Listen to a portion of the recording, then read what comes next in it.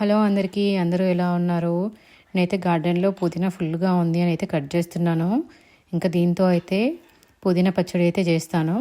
ఇంకా చూసేద్దాము ఎలా చేయాలి ఏంటి అనేసి. ఫస్ట్ బౌల్ పెట్టేసుకొని ఆయిల్ వేసుకొని, ఆయిల్ వేడైపోయిన తర్వాత జీలకర్ర, red chilli, garlic, green chillies, onion వేసుకొని కొంచెం ఫ్రై అవ్వనివ్వాలి. అవి ఫ్రై అయిపోయిన తర్వాత ఒక 1 స్పూన్ వరకు నువ్వులు కూడా వేసుకొని వాటిని కూడా ఫ్రై అవ్వనిచ్చేసి, కొంచెం పసుపు, ఒక పించంత పసుపు వేసేసుకొని మిక్స్ చేసుకొని, వాష్ చేసి పెట్టుకున్న పుదీనా ఆకులు అలాగే చింతపండుని కూడా వేసేసుకొని మిక్స్ చేసుకోవాలి.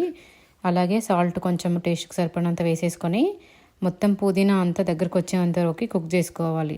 ఫైనల్గా స్టవ్ ఆఫ్ చేసేసుకొని మిక్సీ జార్లో వేసేసుకొని ఫైన్ పేస్ట్ లాగా అయినా లేదంటే కొంచెం బరకగా అయినా చేసేసుకొని పోపు వేసుకోవాలి. దానికోసం ఆయిల్ పెట్టేసుకొని ఆవాలు, జీలకర్ర, red chilli, spring onion, curry leaves, కొత్తిమీర, మెంతి ఆకులు వేసుకొని కొంచెం ఫ్రై అయిపోయిన తర్వాత పసుపు వేసుకొని మిక్స్ చేసుకొని ఇందాక ప్రిపేర్ చేసుకున్న చట్నీలో ఇది ట్రాన్స్ఫర్ చేసుకుంటే పుదీనా పచ్చడి అయితే రెడీ.